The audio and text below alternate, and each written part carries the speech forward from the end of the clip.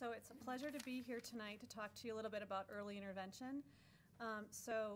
When we have early intervention, it's set up through every state's different. So not all of you are in the same early intervention program. It's run through the state, but each county has a different program where it's set up.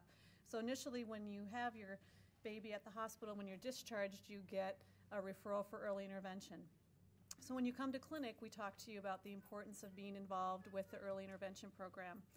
So the children are involved with early intervention from birth to 3, and then they move out of early intervention after that time. Different people, I'm sure that you've all remembered, or some of you are going through it right now, are involved with the early intervention program.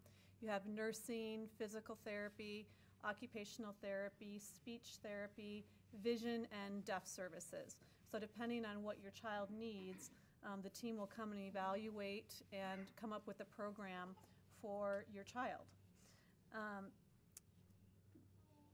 Areas that are addressed that we look at are gross motor, fine motor, speech, self-care, and social emotional skills. So after that point, goals are written at 6 months and a year, and parents are a very important part of that team. So that would probably be my big plug is, depending on what your child's needs are, you're the one that's advocating for your child. And like Milena said, it's really, really important for you to be part of that team and to learn what the therapist is teaching you, because that will help your child's development. So after that process is over, at about age 2, your early intervention staff starts to tell you that there's going to be a transition where all parents start to get nervous. What do you mean there's going to be a transition? We're going to start going to preschool. What do you mean preschool? I want to keep you guys in my house. I like what I'm getting right now. But it's a time for all of us to move on.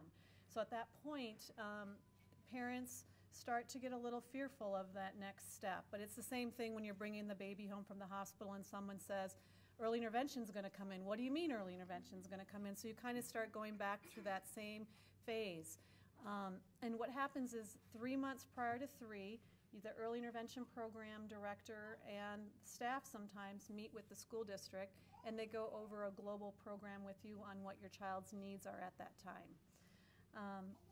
So that can also be a scary part of the transition part, but again, it's another time for all of us to advocate on what your child's needs are.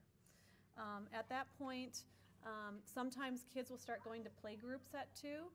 Sometimes you'll start doing more outside activities, meeting your therapist at the playground, and start just doing more social interaction with other kids in the program also. So I want to invite Julie up and just have her talk about the transition.